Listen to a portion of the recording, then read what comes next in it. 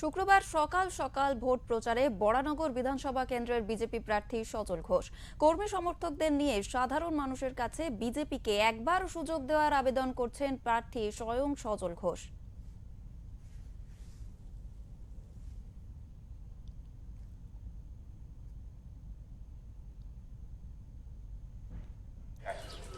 আপনারা জানেন সারা ভারতবর্ষ কোথায় এগিয়ে আর নিজের পরবর্তী প্রজন্মের সাথে যাতে আর প্রতারণা না হয় তার জন্য আপনারা রুখে দাঁড়ান।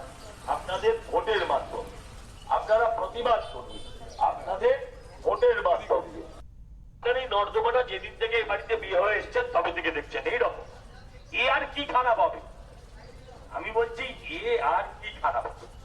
ছেলে মেয়েদের চাকরি নেই, ১,৫০০ টাকা ভাতা, কি আর খারাপ হবে? সেটা বন্ধ হবে, ওটা এমনিও বন্ধ, ভোট পেতে গেলেই বন্ধ, আগের বারে হয়েছে। তাই আমি আপনাদের কাছে আবেদন করছি, একবার সুযোগ দিয়ে দেন, একটা বার দিয়ে দেখুন, তারপর ভালো না লাগলে দূর করুন। একটা বার সুযোগ দিন, যদি কাজ করি তারপর রাখবেন, যদি কাজ না করি বিদায় করি।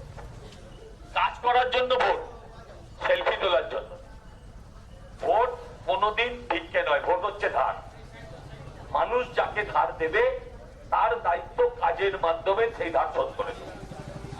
এই জন্য ভোট একবার দিন না।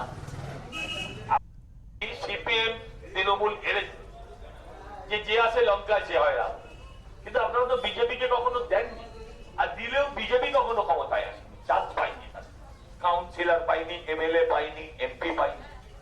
এমপিরা পার্লামেন্টে গিয়ে কি করছেন? আপনার এমপি সে তো একটা বার ভালো লাগলে তারপরে রাখবেন, ভালো না লাগলে তারপরে সরিয়ে দেবেন।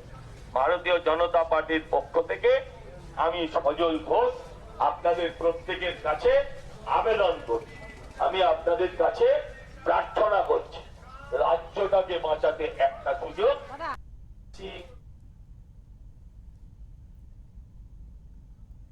ভাই তোমরা ডান দিকে চলে যাও ভাই একটু।